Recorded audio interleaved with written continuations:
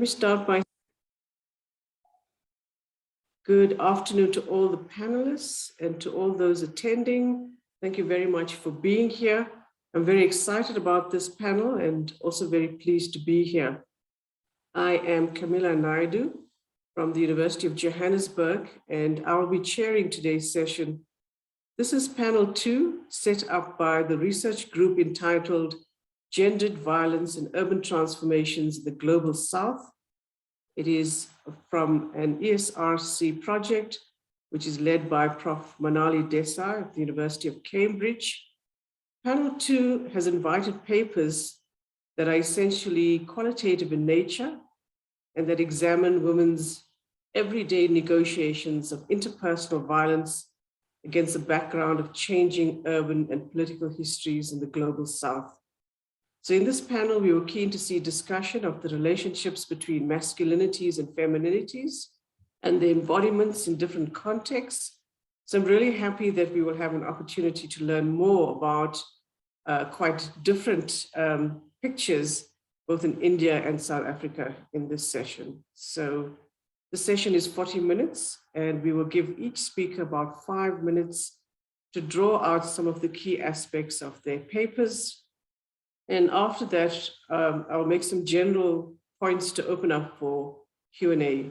So thank you very much.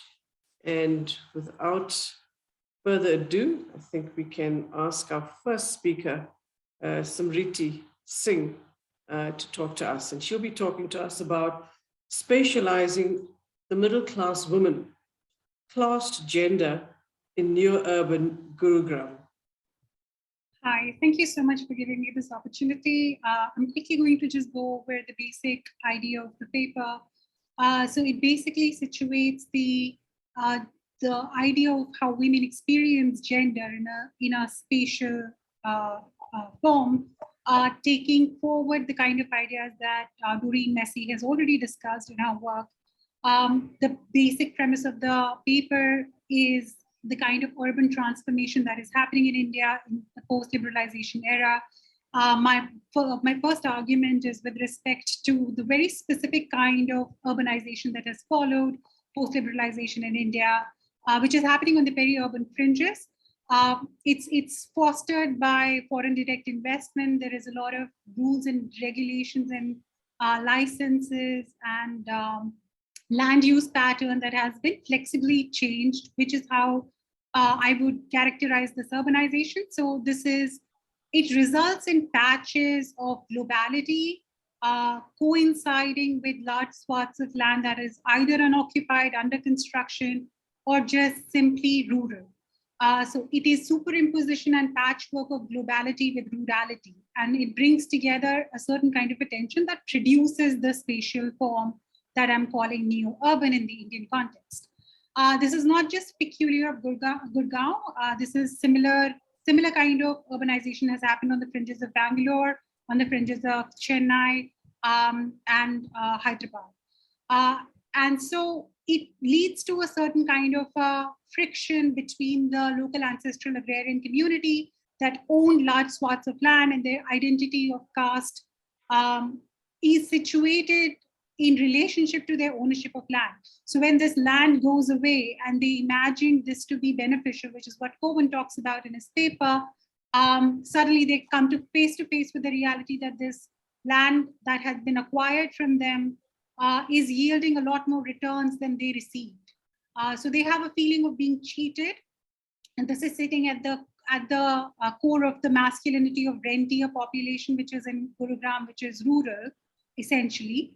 In nature, in character, still drawing their affiliations with caste groups in conflict with the incoming migrant middle class that wants to get a foothold. The only way that they imagine a foothold in the city is through owning property. So land becomes extremely integral to both kind of identities and their friction. As a result of which, certain kind of experiences of my own autoethnographic experiences of how cars become absolutely integral to the way in which the middle class woman's body should be accessing public spaces. Because it is seen that the middle class migrant woman or the middle class urban, sophisticated woman should not come in contact with the equally materially well local ancestral agrarian community, because their sense of modernity on both sides conflicts. As a result of this, and I sort of superimpose this autoethnographic experience that I've had of being on streets of Gurgaon with the idea of sexuality within the neighborhood, of being on foot, of not being in a car, with the kind of intimate partner violence that one of my respondents reported. And in talking to other respondents, similar stories keep coming out, but I kind of hold on to the anecdote of this one particular respondent who was experiencing intimate partner violence.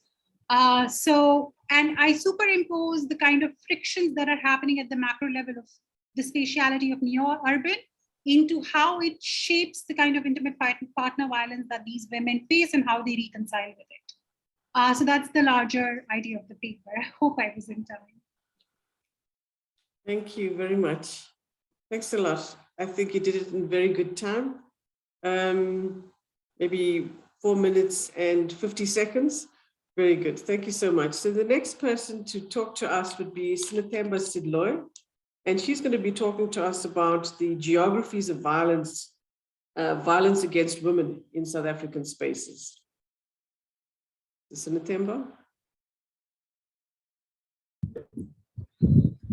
Good afternoon, everyone. I hope you can hear me. We can hear you. Okay. Sorry, I can't use my microphone. I don't know what's wrong. It doesn't connect, so I'm using my computer just in case there's noise at the back. My argument is that, or rather my assumption is that young women are not a homogeneous group of people. They've got differences. And these differences are underlined by their socioeconomic context, and they influence their aspirations. And so when we looking at their livelihoods, or rather their lived experiences, we need to look at them with that heterogeneity in mind. And I'm bringing this difference of context within their experiences of intimate relationships. In the name in South Africa, we use the term umjolo. Umjolo means dating. It's taken from an Afrikaans name, jol, which is fun, happiness. And it's important for us to understand where this jol comes from, because it carries with it fun, it carries with it happiness, it carries with it choice as well. However, when we look at the lived experiences of young women, we also see the other side of it, which is quite negative. We see violence, we see there's power struggles, we see vulnerability. And so when looking at love and looking at intimate relationships in young women's relationships, then my interest is in asking, how is this love, which is supposed to be happy, how does it transition into these experiences of violence, and which also manifest in gender-based violence? But I'm also looking at love within an understanding that it occurs in different contexts. That's where the geographies come in. And so when I'm talking about context, I'm talking about the social construction of space. And so when I look at it, the township space, which is where I'm focused, then I want to understand how is the social construction of Alex Township in South Africa, and how do the internalized meaning of the social spaces, how do they influence how the young women get into their relationship, what they believe about intimate relationship, what they expect to get out of the intimate relationship, as well as what are they expecting to trade in within these intimate relationships. And I'm also trying to find out, how did the COVID context influence their expected returns from the relationships? And there's a context, there's a concept that is common in South Africa, which is called, they say, umjolo ends in tears. So how does it end in tears? How do these intimate relationships have this connotation that they are a pandemic? If you're a social media user, you will see those concepts of umjolo, the pandemic, it will end in tears. So there's this understanding that in as much as love is a beautiful thing, but it also brings with it pain. And when it ends, it doesn't end in a nice way. And so my question therefore is, what informs this pandemic of love, and how is it influenced by the social construction of space in a term of understanding what you want, how is it defined, why do you even get into the relationship? And I draw on the experiences of 3 young women from Alex Township in order to try and understand their experiences. I think, I don't know how, in terms of time, but I think I'll leave it at that for now. Thank you.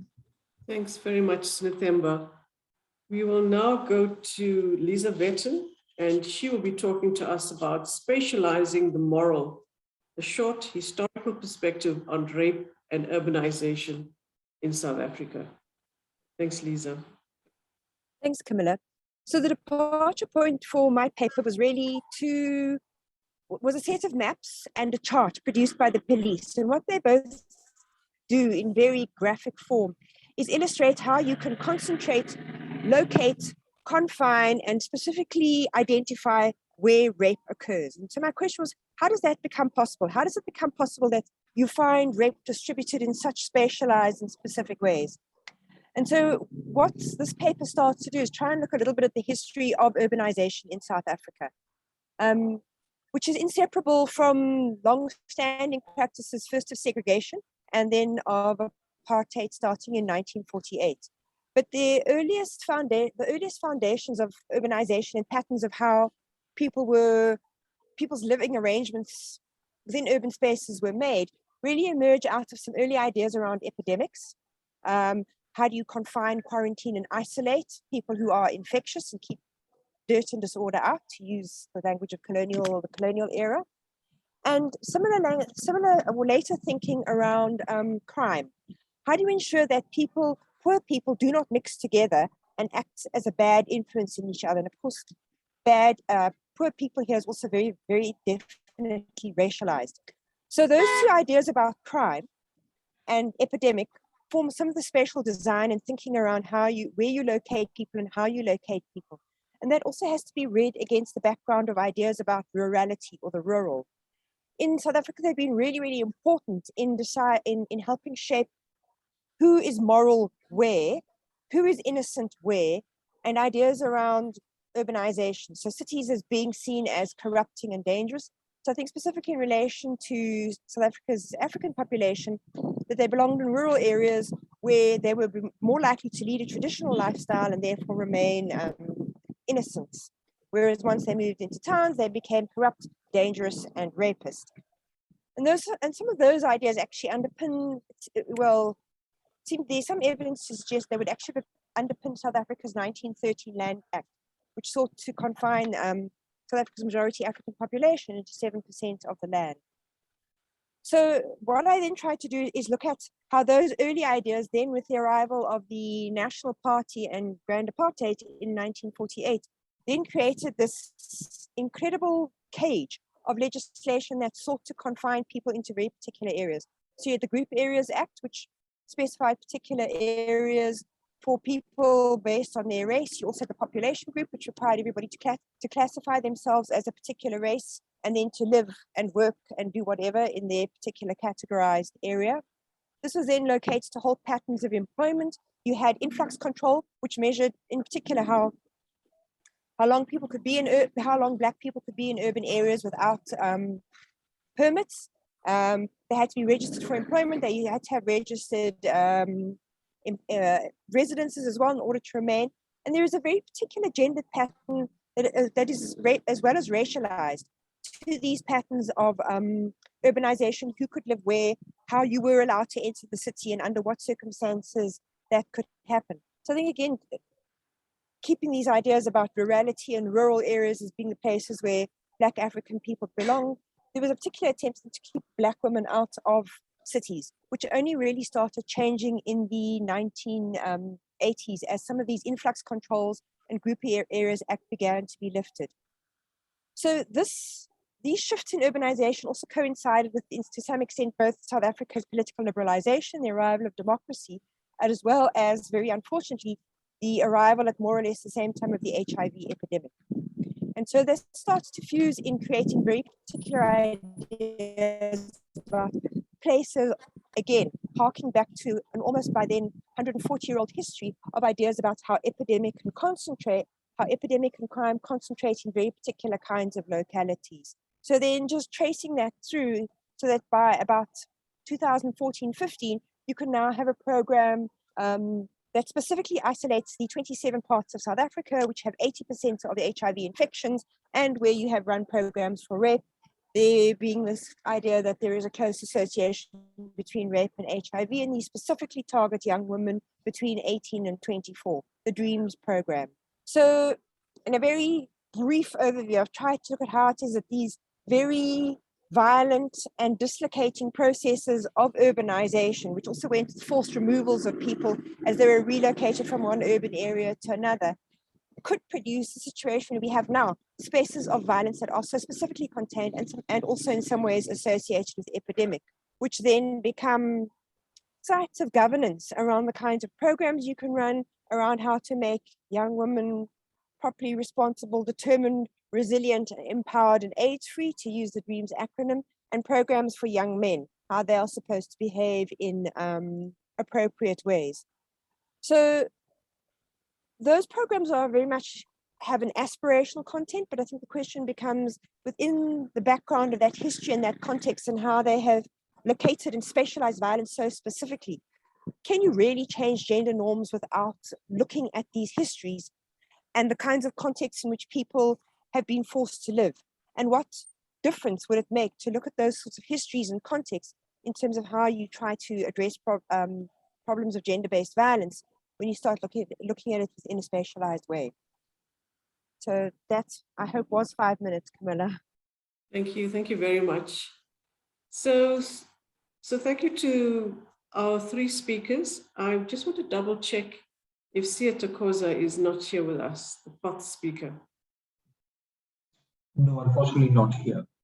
Okay, so if not, we can actually make reference to some of the themes in her paper later on if necessary. But I think now we can open up for discussion on the three papers. But I'd just like to make some just broad comments.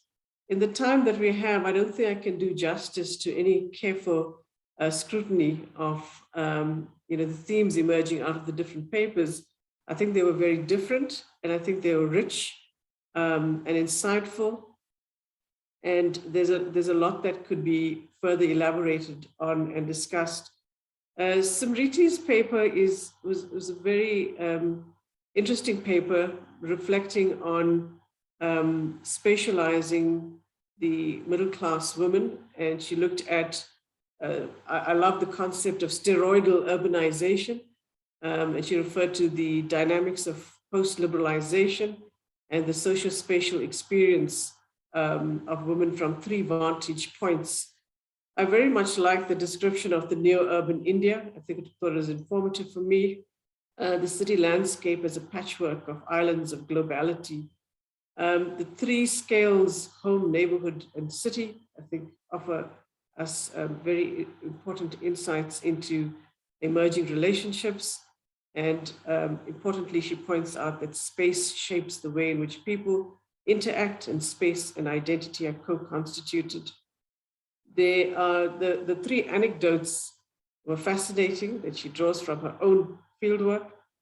And I thought that if Sia Tokoza was here, there would have been an interesting conversation between the two papers on the experience of walking, the walking dynamic, with questions being asked, why are you on foot?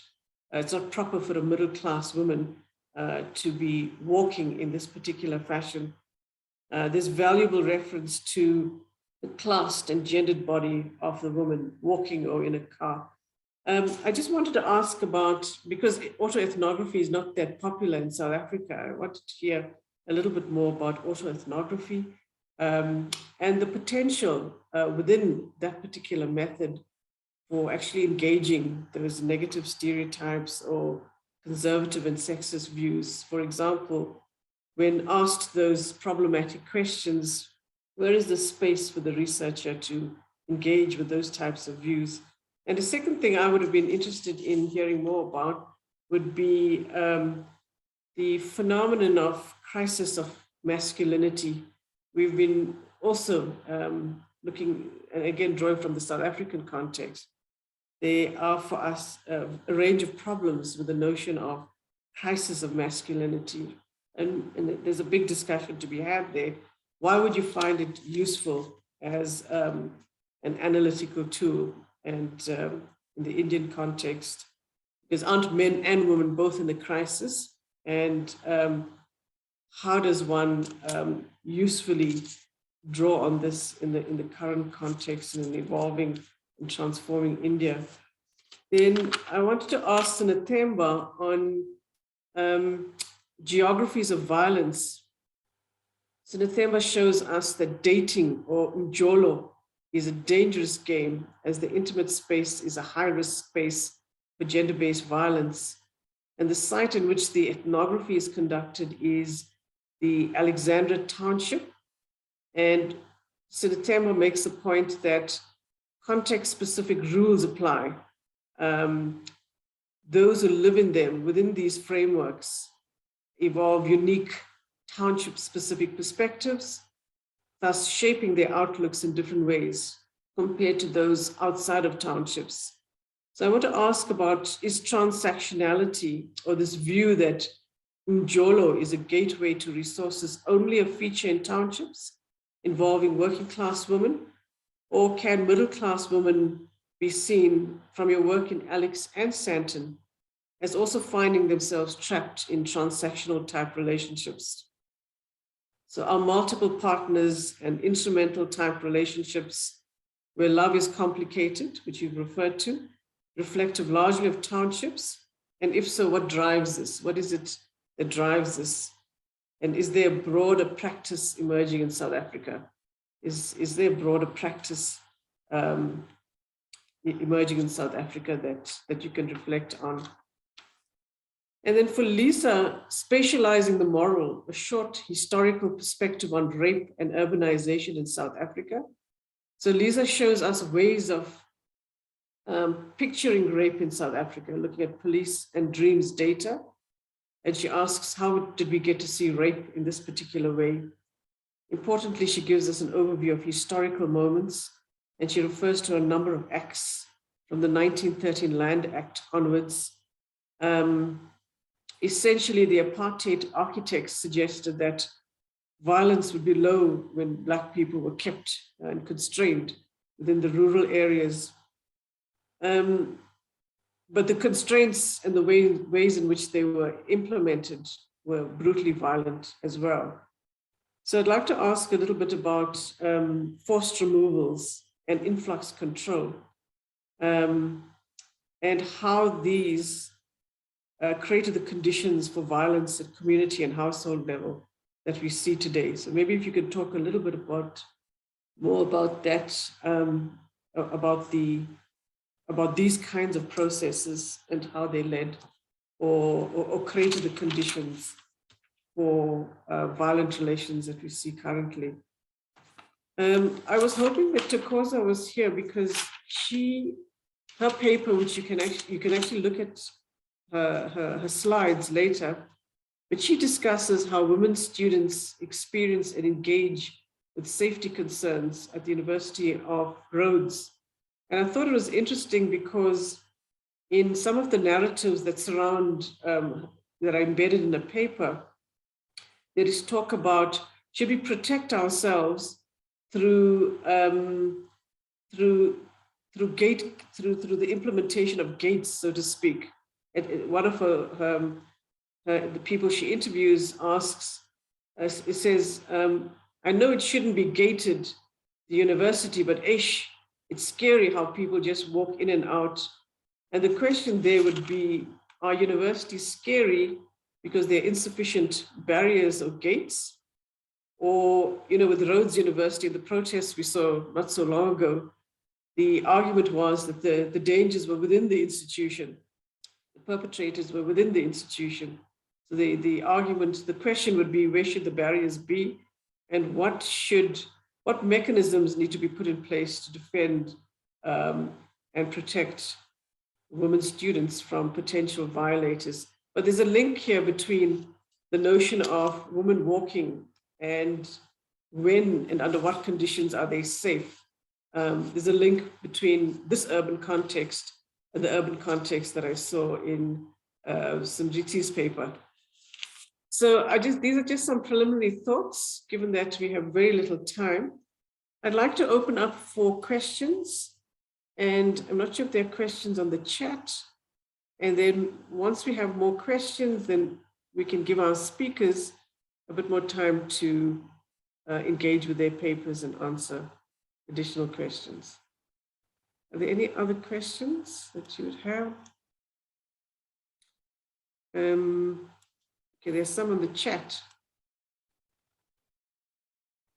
All right, yes, you can raise your hand. All right, there's one question. I wonder if dating joy and fun has changed because of intimate violence or the threat of it.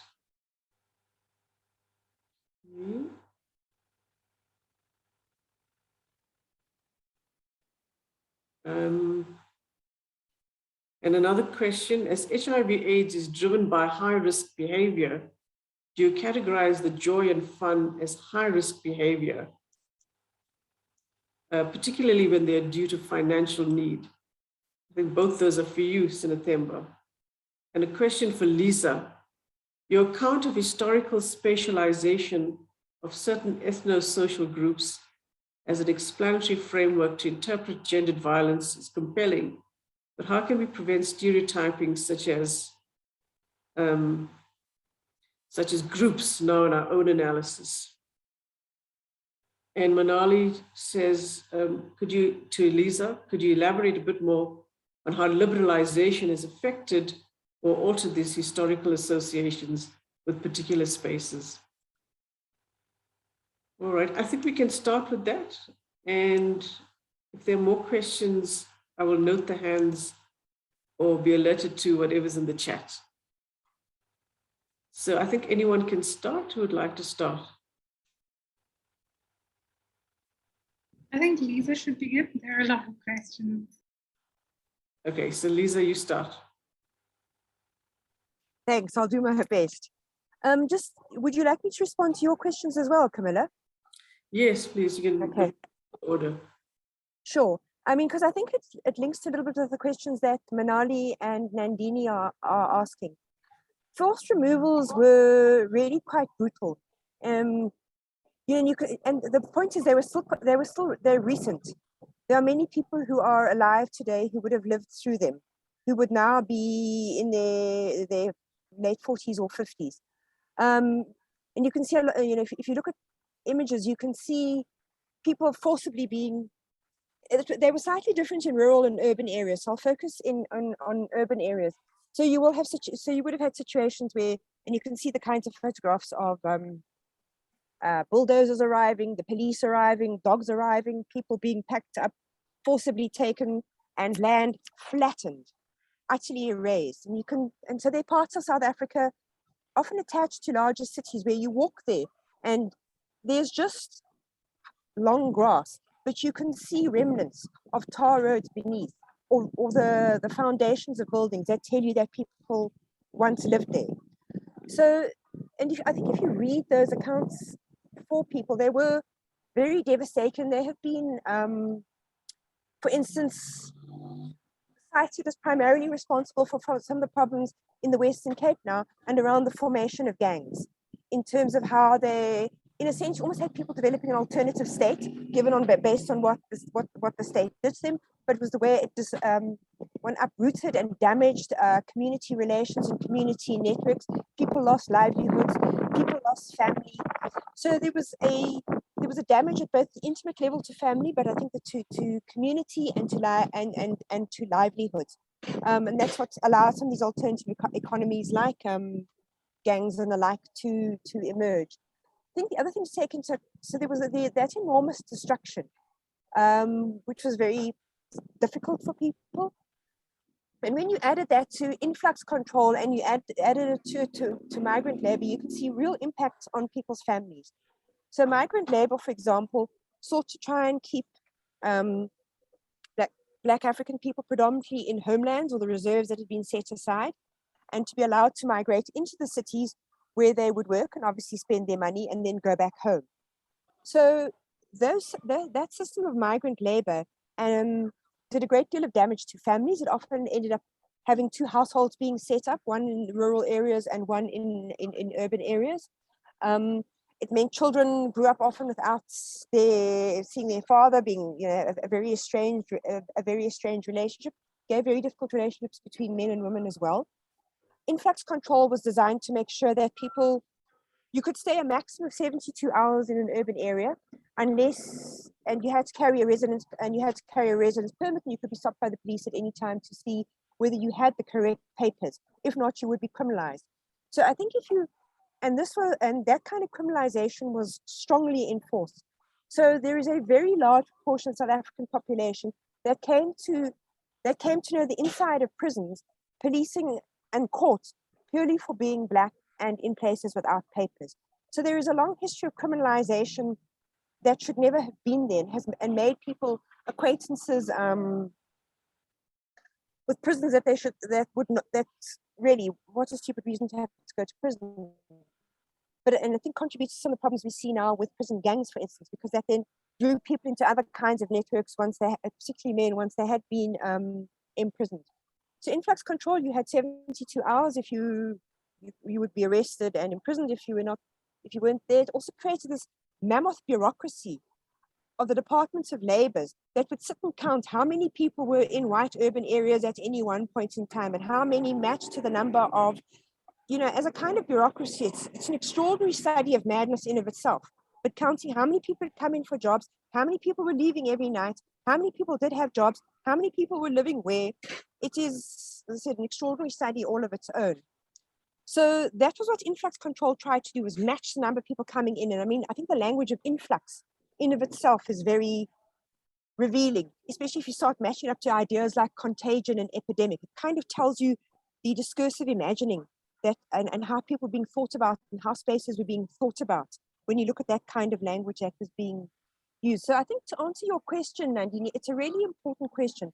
One of the ways I'm thinking to try and avoid the stereotyping is just to remind people of that history, to remind people that the ways in which violence has occurred has been very socially constructed and has been very engineered. It is that way, not because of who people are, but because it has been designed and located that way. So, living in an area, if you were classified as particularly as African and colored, meant having very substandard amenities, having no development whatsoever, not getting electricity, not getting water. One must remember that kind of history. It often meant being attached to an informal settlement, again, where there were no amenities. So people need to be reminded of that history. I think in order to understand why we have the patterns of violence that we do, and that it is the outcome of very active deprivation and engineering. And I think it's also to help us understand, for certain, and I'll speak of Gauteng, where I live, and the Western Cape, which are the two most highly urbanized provinces in the country. You have particular areas that are gateways. So where people might come in from rural areas and they go to a particular township because it's known that that's where you can come in and you can start, but you never intend to stay there for very long. So there's no sense of trying to create community bonds, settle, live, or improve, because you're just looking to stay there for long enough until you can find somewhere better to move to. So areas where you have that kind of dynamic can be quite difficult because there is this lack of community cohesion. There is also a very real lack, again, of any attempt to put in infrastructure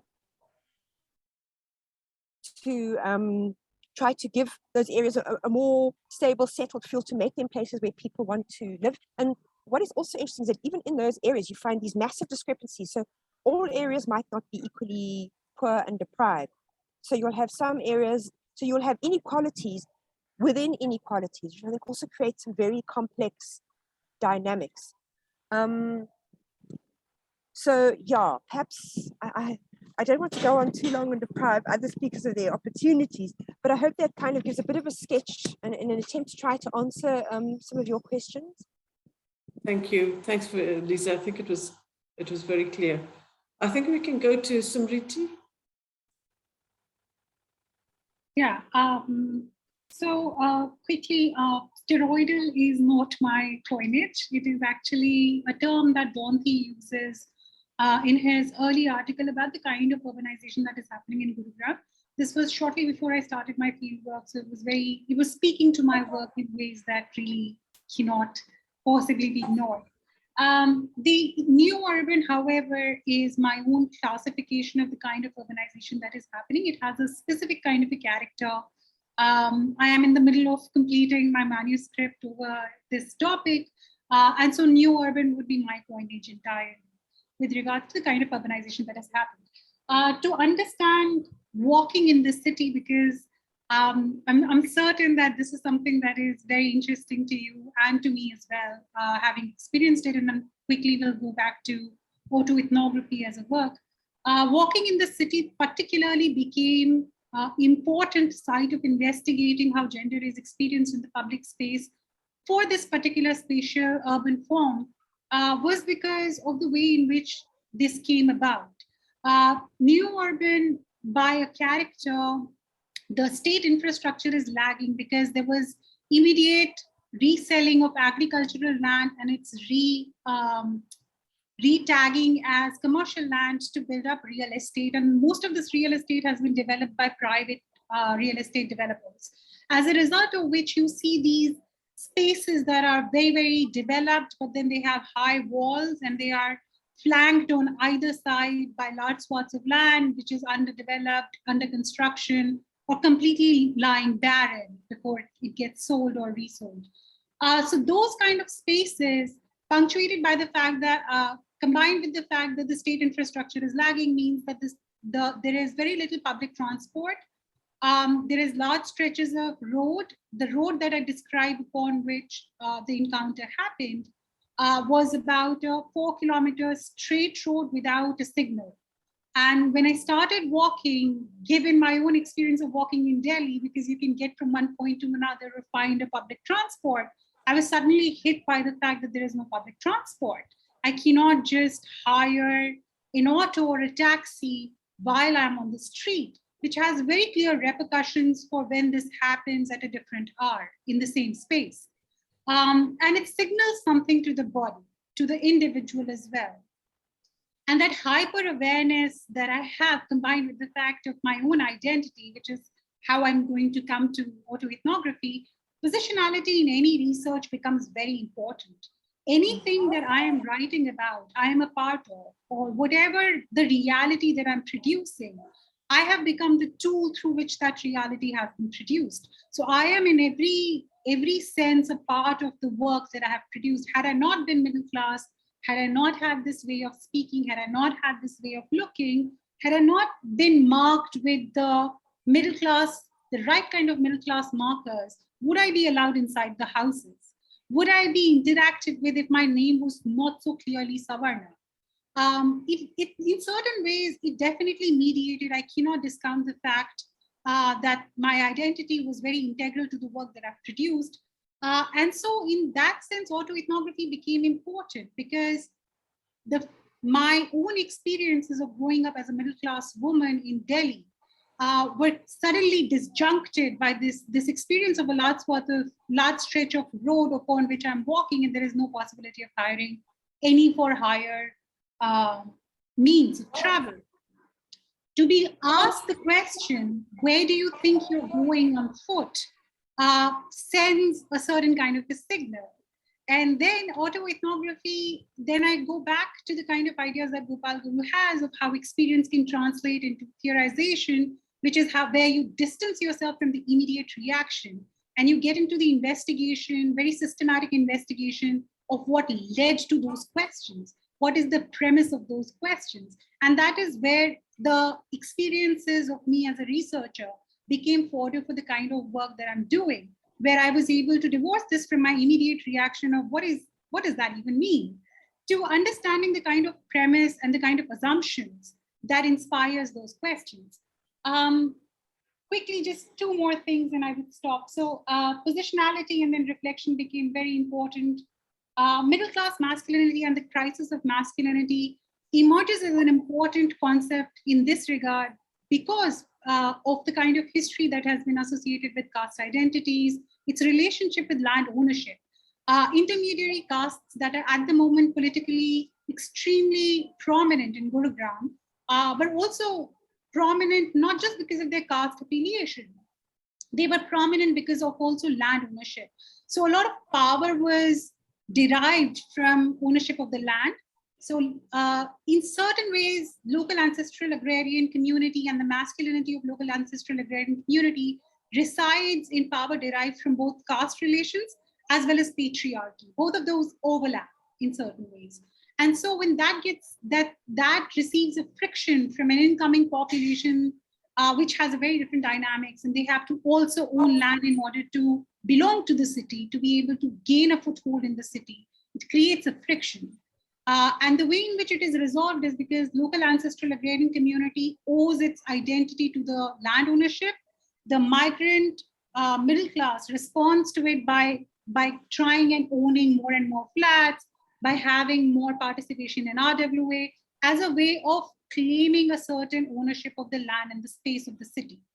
So it becomes like a masculine tussle to belong to the city and to own the city in certain ways, which has, while it has repercussions for the two kind of masculinities that are operational here, it also has very clear repercussions for women.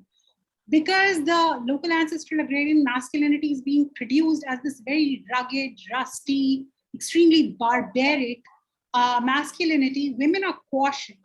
And from researches before, it has been highlighted, and this is something that speaks to Lisa's work as well, that for some reason, public threats of rape are somehow made a lot bigger a deal than private or intimate partner violence. So women would be happier to endure, or not happier, but more, relatively more satisfied or pacified at the idea of being abused by the same man for 40 years than risking being in the public space where they are open to the threat of some random men.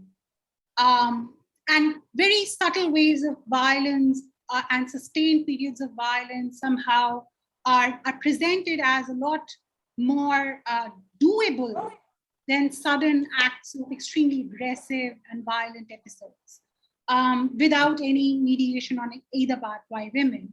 And so those play a certain role in terms of defining the way that women look at themselves as respectable, their sexuality being respectful, and like I point out in the anecdote of the respondent, it also becomes important to look at the classed kind of scripts of gender.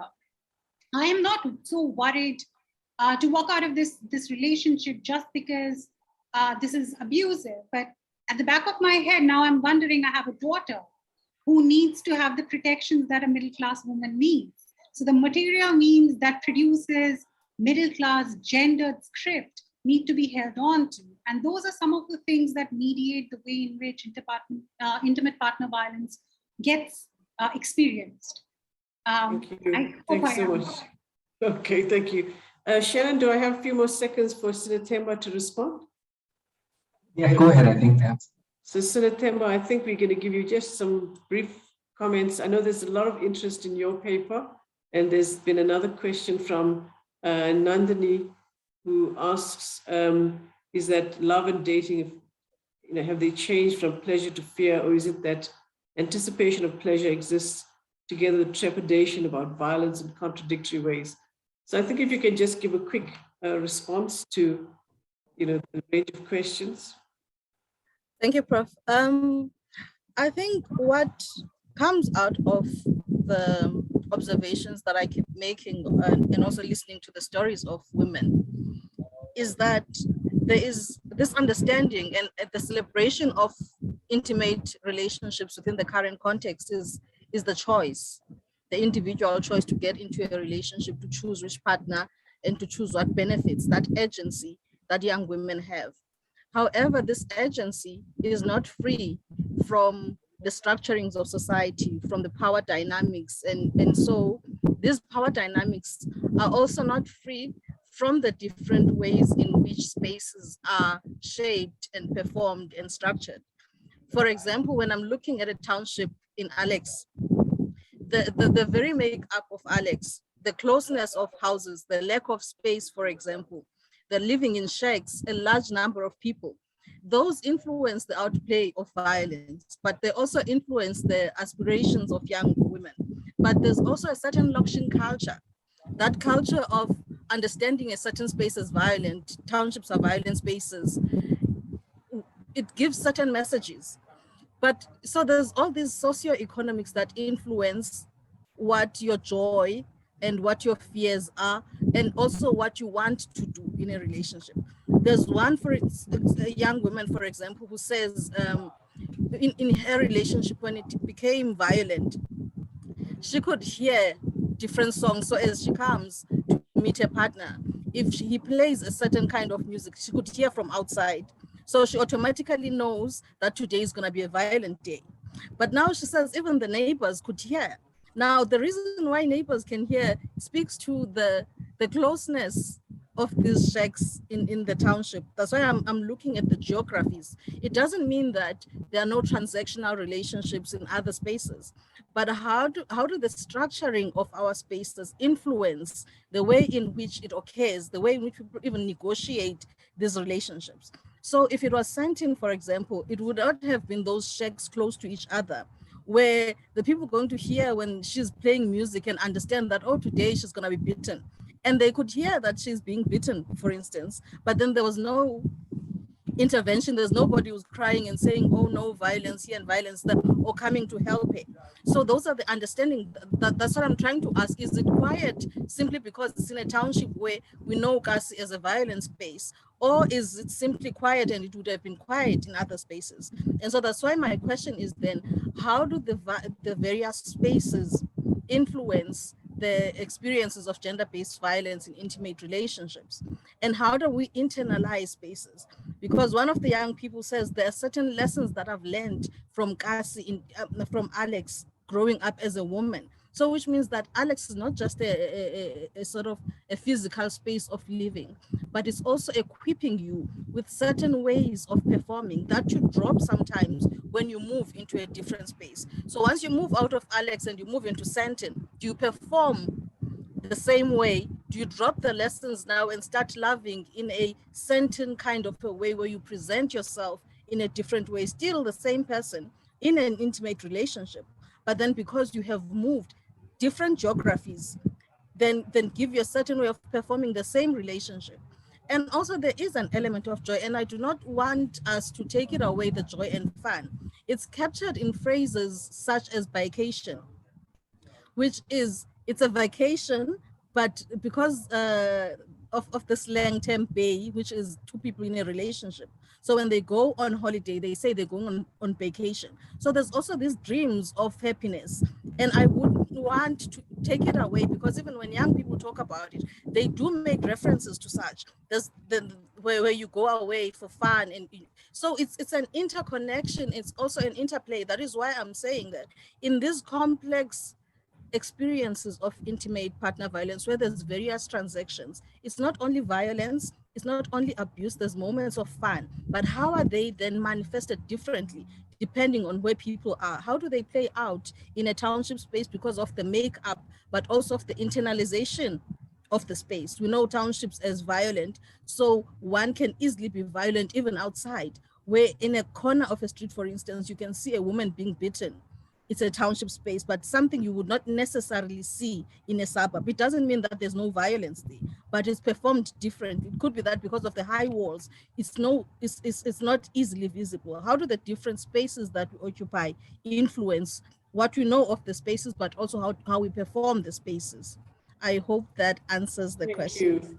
Thank you. I think you've covered quite a lot of ground there. Thank you very much. So thank you to we've gone over time, but I think our audience has actually stayed. So thank you very much to the three presenters for excellent presentations. We've really enjoyed it, and it's been really informative. And we can follow this by looking at your little videos that are uploaded. And thank you to the audience that have come and asked questions and participated.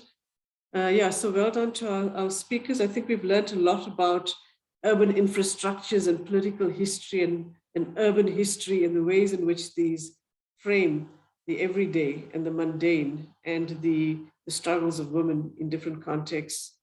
It is definitely, this has been a good conversation to help us think through many of the key questions that we've been grappling with. Thank you and have a good afternoon and enjoy the rest of the conference.